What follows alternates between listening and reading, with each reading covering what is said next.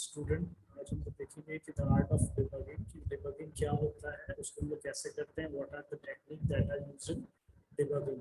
तो first of all we should discuss that what actually the debugging is. Debugging occurs as a consequence of successful testing.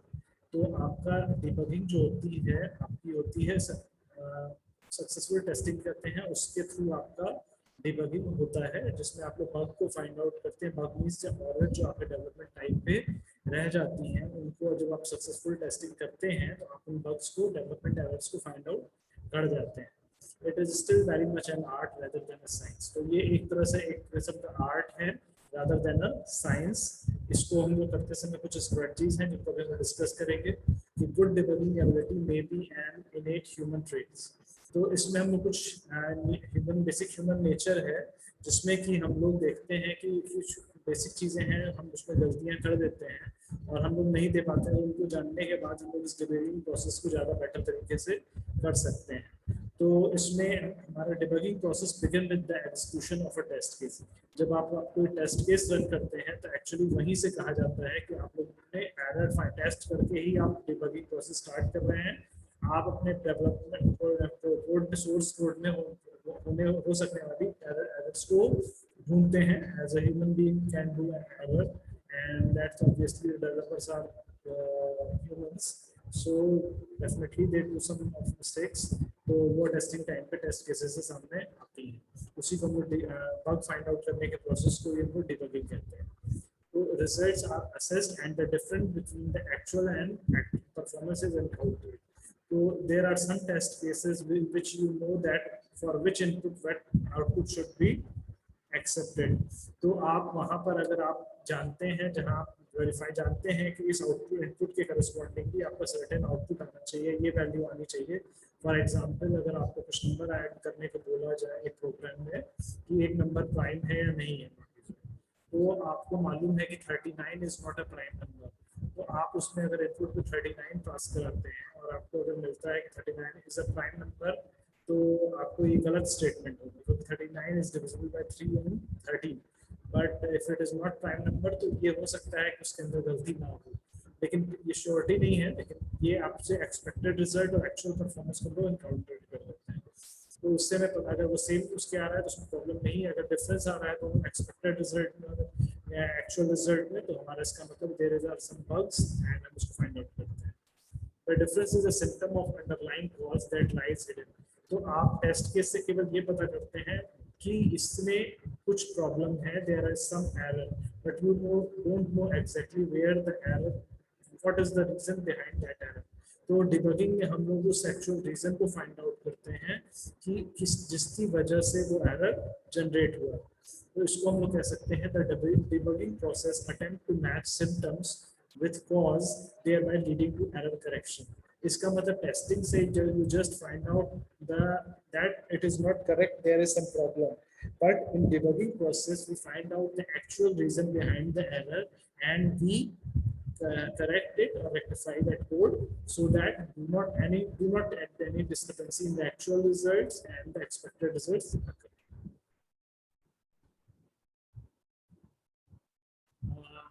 But debugging is not that easy.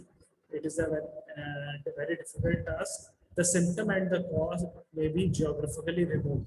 हो सकता है कि जो आपका effect आ रहा हो, आजकल सब कुछ ऑनलाइन है, इंटरनेट बेस्ड है, तो हो सकता है कि आप जिसको जहाँ जो एरर आ रही है, the some portion of the code that will lie on the server, और उस पार्ट को आप उतना एक्सेसिबल ना हो हर यूजर के पास, तो वो उसको एक्सेसिबिलिटी प्रॉब्लम भी होती है कि आप उस चीज़ों को कुछ सिस्टम में भी फाइल हिडन होती है, आपको उसमें कुछ प्रॉब्लम आ जाए तो आपको पता चल जाएगा प्रॉब्लम, लेकिन आपके पास राइट नहीं होता कि आप उसमें चेंजेस कर सकें.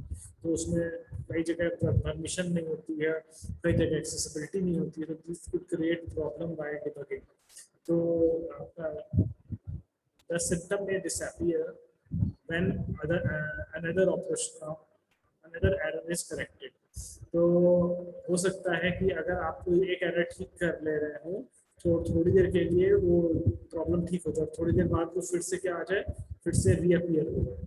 तो ये प्रॉब्लम होती है कि आप कोड के अंदर कई बार होता है एक जगह ठीक करने से, तो एक चीजें बहुत सारे मॉड्यूल्स होते हैं जो एक दूसरे से रिलेटेड होते हैं, तो एक में चेंज करने पे आप लोग हो सकता है दूसरे की चेंज की वजह से वो वहाँ पे थोड़ी देर के लिए ठीक हो जाए, लेकिन बाद में प्रॉब्लम अपनी जगह मौजूद है। द सिम्टम में actually B caused by the non error. तो हो सकता है किसी बहुत छोटी सी वजह के लिए जिसको आप बिल्कुल हमारा ह्यूमन टेंडेंसी के लॉजिकल एरर या लॉजिकल रीजनिंग पे ज्यादा ध्यान देते हैं, तो हो सकता है किसी लेकिन बट कंप्यूटर कई बार फॉर्मेटिंग को लेके भी, सिंटेक्स वगैरह को लेके भी काफी hard and fast rule follow करता है, और due to small error which we consider in our day to day life, they may generate enormous error in the system. So that's the problem. So this creates the difficulty while removing debugging. तो system में भी cause by human error that is not easily traced. हो सकता है कुछ गलतियां जो आप फोकस कर रहे हो कि वो सॉफ्टवेयर में ही आई हैं, बट वो सॉफ्टवेयर में ना होकर के किसी ह्यूमन मिस्टेक की वजह से आ गई हैं। ऐसा हो जाता है कि जैसे किसी ने अगर इनपुट देते समय जो इनपुट डिफाइंड डेटा है उसको देते समय उस सिस्टम ने एक साथ 2 बटन दबा दिया, 3 बटन दबा दिए, तो इनपुट उसमें अपसर्ट हो गया या सिस्टम उस चीज़ों को एक्सेप्ट नहीं कर पाया। तो ये सारी चीज़ें भी डिबगिंग को डिफिकल्ट बनाती हैं कि हम केवल एक डायरेक्शन लॉजिकल रीजन को और इनको फोकस करके गलतियां ढूंढ रहे हो, वो किसी ह्यूमन एरर की वजह से हो, या तो वो उसके अंदर बहुत माइनर सी आपको सिंपल मिस्टेक दिखे जो आपको तो और इसमें है कि सिस्टम में भी result of timing problem rather than processing problem. हो सकता है कुछ जगह पे आपका कुछ प्रोसेस होते हैं, ट्रांजेक्शन्स होते हैं जो टाइम रिलेटेड होते हैं, और उसकी वजह से वो कुछ डेटा को अलग तरह से ले लें या उसको डिस्कार्ड कर दें, तो ये कुछ होता है कि टाइमिंग प्रॉब्लम की वजह से भी कुछ प्रॉब्लम होती है, लेकिन आपको ऐसा लगता है कि सॉफ्टवेयर में प्रॉब्लम आ गई है, अगर कुछ डिले हो तो सॉफ्टवेयर डिफरेंटली बिहेव करने लगता है। It may be difficult to accurately reproduce input conditions such as the asynchronous real-time information. तो आप लोग हमेशा सिमुलेट करते हैं, तो आप लोग क्या करते हैं, इनिशियल इनपुट कंडीशन को रीजनरेट करने की कोशिश करते हैं, पर कई बार रियल टाइम कंडीशन जो होती है वो आपको बहुत सी अदर इंफॉर्मेशन भी आ जाती है जिसके अंदर, और जो उसके साथ मैच ना करने की वजह से आपको सेम रिजल्ट नहीं मिल पाता, आप उसको रिप्रोड्यूस नहीं कर पाते हैं। तो सिस्टम में भी intermittent such as the embedded system involving both hardware and software. तो रीजन कुछ अलग हो सकता है कि अगर हार्डवेयर सॉफ्टवेयर की कॉम्बिनेशन ना होने की, मैच ना करने की वजह से प्रॉब्लम है। जैसे आप सोचो कि सॉफ्टवेयर इंस्टॉल नहीं हो रहा है, तो आपके सॉफ्टवेयर करप्टेड है, आप सोच रहे हैं, लेकिन हो सकता है उस सॉफ्टवेयर की उसके साथ कंपेटिबिलिटी ना हो, उसमें कोई एक्स्ट्रा ड्राइवर की जरूरत हो, तो ये हो सकता है इंटरमिटेंट एरर जो कि जो हार्डवेयर सॉफ्टवेयर के बीच में कुछ कॉम्बिनेशन की वजह से आती है प्रॉब्लम। इस तरह की प्रॉब्लम्स की वजह से भी आप सोच रहे हो एक बायस्ड होकर के ढूंढ रहे हो, तो आपको डेफिनेटली एरर वहाँ पे नहीं, एरर कहीं और है, तो आपके लिए ऑब्वियसली उसको डिबग करना आपके लिए मुश्किल होगा। तो अगर है the symptom may be due to the cause that are distributed across a number of task running on different processes. तो हो सकता है कुछ प्रोसेस डिस्ट्रीब्यूटेड मैनर में हो, डिस्ट्रीब्यूटेड सिस्टम के तौर पे हो रही हो, तो वो अपने अलग अलग प्रोसेसेस हो, उसकी वजह से प्रॉब्लम क्रिएट हो रही हो, तो ऐसी प्रोसेस में डिबगिंग और भी मुश्किल हो जाता है, क्योंकि एक प्रोसेस ना होकर के बहुत सारी प्रोसेस होती हैं और जो अलग अलग काम कर रही हैं और उनके कंबाइंड इफेक्ट के तौर पर हो रहा है, तो इस वजह से ऐसी एरर्स को दूर करना आपके लिए ज़्यादा प्रॉब्लम कर देता है। तो अब हम लोग आते हैं कि अगर डिबगिंग इतना डिफिकल्ट टास्क है तो उसको सॉल्व करने की क्या स्ट्रेटजी होगी, कैसे इसको हम लोग परफॉर्म करेंगे। तो objective of debugging is to find and correct the cause of software. हमारे अंदर जो गलतियां हैं, जो सॉफ्टवेयर में गलतियां रह गई हैं, जिनको हमने टेस्टिंग से पता किया है, उसको दूर करने का तो हमारा ही मेन काम होता है डिबगिंग का। तो बग जो होते हैं, bugs are found by combination of systematic evaluation, intuition and learning. तो बग को फाइंड आउट करने का कोई ऐसा, हर सॉफ्टवेयर अपने आप में इंडिविजुअल है, तो डेवलपर का अपना स्टाइल है, तो कोई हार्ड एंड फिक्स रूल नहीं है। इसको हम लोग ट्राई से सिस्टम को प्रॉपर्ली अच्छे से इवैल्यूएट करके, एनालाइज करके और अपने ट्यूशन के बेस पे ही फाइंड आउट करते हैं। इसमें कोई हार्ड एंड फास्ट स्ट्रेटजी नहीं होगी, बट कुछ कॉमन स्ट्रेटजीज हैं। The debugging method and tool are not substitute for careful evaluation based on a complete design model and clear source code. तो डिबगिंग मेथड जो है वो गलतियां फाइंड आउट करते हैं, इसका मतलब ये नहीं कि हम लोग को बिना सिस्टम को एनालाइज नहीं करना है, अच्छे से एवेल्युएट नहीं करना है, टेस्ट नहीं करना है, और हम लोग बिना डिजाइन मॉडल को समझे, क्लियर कोड को समझे हम लोग सीधे डिबग कर सकते हैं। ये सब चीज़ें ज़रूरी हैं, बट कुछ स्ट्रेटजीज हैं जिनसे हम लोग ज़्यादा अच्छे से ये काम कर सकते हैं। तो वो 3 स्ट्रेटजीज आपकी हैं: brute force approach, back tracking approach and cause elimination approach. तो इसमें से पहले मान लें बात करते हैं ब्रूट फोर्स, तो most common use and least efficient method. कि इसमें जब सब कुछ काम नहीं होता है तो जो भी आपको समझ में आ रहा है हर चीज ट्राई करिए, जो हर चीज में कुछ टेस्ट करिए, हर चीज को करिए। तो ये चीज हर चीज को टेस्ट करिए, हर चीज को देखिए, तो मतलब इसमें आप अपना कुछ एनालाइज नहीं कर पा रहे हैं, तो इसमें कुछ आपको कुछ स्ट्रेटजी नहीं है, आपके पास कुछ प्रॉपर प्लान नहीं है। आप जस्ट हिट एंड ट्रायल करके आप उसको बार बार एनालाइज करके जितने भी पॉसिबिलिटीज हो सकती है सबको ट्राई कर रहे हैं। आपने उसके स्ट्रक्चर को, उसके डिजाइन को, उसके मेथोडोलॉजी को नहीं समझा है और आप उसके अंदर में एरर फाइंड आउट कर रहे हैं, तो ये आपके लिए एक तरह से बहुत टाइम कंज्यूमिंग होगा। और इसमें कोई इसके अंदर आपका जो स्टेटमेंट है उसको मिलने के टाइम बहुत ज़्यादा लगेगा, और इसका कोई शॉर्ट ना होने की वजह से आपको प्रॉब्लम भी आ सकती है। तो जैसे किसी ने बोला कि ये आपके लिए प्रॉब्लम भी क्रिएट कर सकता है। तो इसके अंदर सेकंड अप्रोच है आपका बैक ट्रैकिंग अप्रोच। तो बैक ट्रैकिंग स्ट्रेटजी जो होती है उसके अंदर ये होता है कि इसमें हम लोग इसको हम छोटे प्रोग्राम पे लगा सकते हैं, can be use successfully in small program. तो इसमें क्या होता है, the method start at the location where the symptom has been uncovered. तो इसमें आप लोग वहां पे स्ट्रेटजी फाइंड आउट करेंगे जहां पर आपको प्रॉब्लम जनरेट हुई है, जिस मॉड्यूल में आपके या फंक्शन में आपकी प्रॉब्लम अराइज हुई है, आप उस फंक्शन में ही आप लोग पहले प्रॉब्लम को ढूंढेंगे, या वो मॉड्यूल जिस मॉड्यूल का पार्ट है उसको ढूंढेंगे और उसको लेकर के आगे बढ़ेंगे।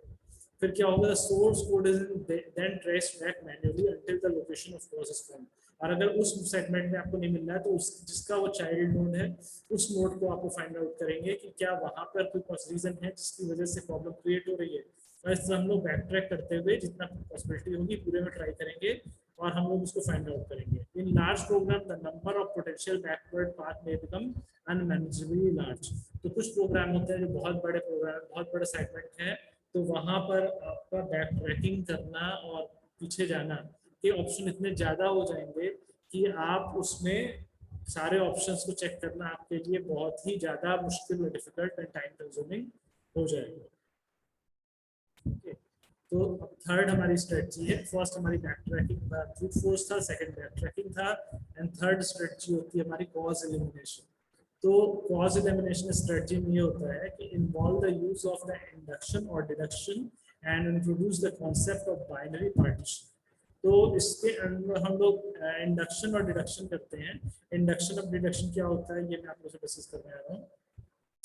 तो इंडक्शन होता है स्पेसिफिक टू जनरल और डिडक्शन होता है जनरल टू स्पेसिफिक।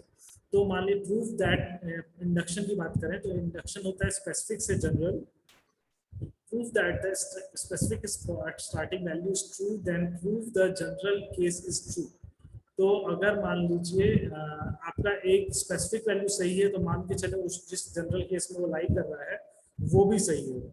और डिडक्शन में क्या होगा, show that the specific conclusion follows a set of general premises. तो आपका एक स्पेसिफिक कंक्लूजन है वो तब होता है जब आपका सेट ऑफ जनरल प्रीमाइसेस पूरी होती है। तो data related to the error reference are organised to isolate potential causes. तो इसमें हम लोग क्या करते हैं, इसमें एक cause hypothesis devise and aforementioned data are used to prove or disprove the hypothesis। तो हम इसमें एक हाइपोथेसिस को सेट करते हैं और अपने डेटा को देखते हैं कि क्या वो उस हाइपोथेसिस को एक्सेप्ट कर रहा है या नहीं एक्सेप्ट कर रहा है, हाइपोथेसिस रिगार्डिंग की एरर क्यों आई।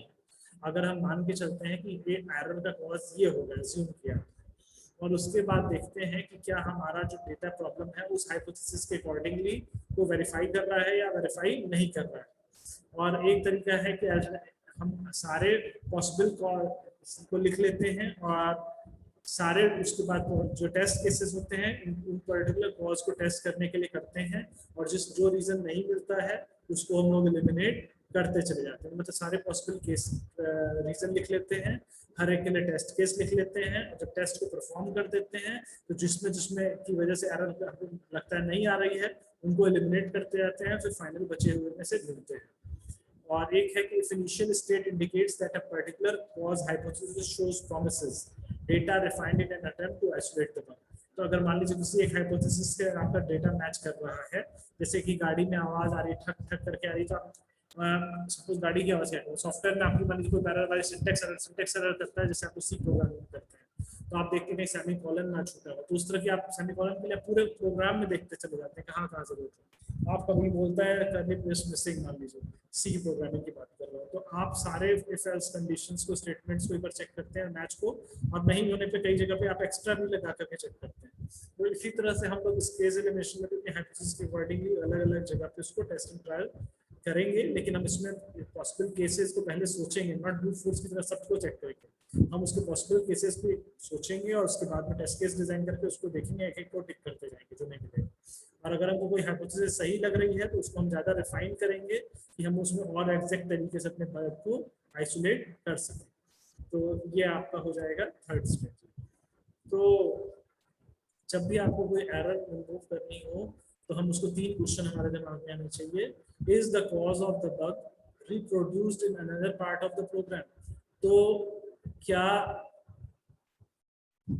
ऐसी ही एरर किसी दूसरे पार्ट्स में भी आ रही हैं या नहीं आ रही हैं? Similar kinds of problems are arising in the other parts also और नॉट? द सेकंड होता है what next bug might be introduced by the fix that I am about to make. अगर हम इस चीज को ठीक कर रहे हैं, हो सकता है उस चीज से भी आगे कुछ प्रॉब्लम क्रिएट हो जाए। तो एक को ठीक करने गए थे और दूसरे से भी आप नया क्या प्रॉब्लम क्रिएट हो सकती है। तो the source code should be studied to access the coupling of the logic and data structure related to the fix. तो जब भी आप कोई फिक्सिंग या अपडेशन करते हैं तो आपको पूरा पता होना चाहिए कौन कौन से मॉड्यूल आपस में रिलेटेड हैं, और एक जगह पे अगर आप मॉडिफाई कर रहे हैं तो उसको लोग कहते हैं रिग्रेसिव इफेक्ट, उसका इफेक्ट और किन किन मॉड्यूल्स में आ सकता है। तो अगर आप स्ट्रक्चर को अच्छे से समझते हैं, कपलिंग को अच्छे से समझते हैं जो उसको फॉलो की गई है, तो आप आइडेंटिफाई कर सकते हैं कि ये एरर केवल उसी मॉड्यूल से नहीं बल्कि जिससे वो रिलेटेड है उनसे भी आ सकती है, या यहाँ पे आप फिक्सिंग कर रहे हैं जहाँ पे उसकी वजह से और दूसरी जगह पे क्या क्या प्रॉब्लम अराइज हो सकते हैं। तो सेकंड है what should we have done to prevent this bug in the first place. इसको रोकने के लिए हमको क्या करना है ये सोचना पड़ेगा। तो पहली बात तो आपको स्ट्रक्चर समझ में आनी चाहिए, क्या लेवल ऑफ कपलिंग है ये भी समझ में आना चाहिए, और आपको पता करना चाहिए कि क्या ऐसी प्रॉब्लम दूसरे पार्ट्स में भी आई हैं, और आपको इसको रोकने के लिए क्या करना पड़ेगा। तो आपको क्वालिटी देने के लिए आपको ऐसी चीज रोकनी पड़ेगी। By correcting the process as well the product the bug will be removed from the current program and may be eliminated from all the future program. तो आप अगर ऐसा कोई बग मिलता है तो आप उसको रिमूव कर देंगे। तो ये सारी चीजें हम लोगों ने देखी डिबगिंग के बारे में। तो एक बार शॉर्ट में इसको मैं समराइज कर दे रहा हूँ।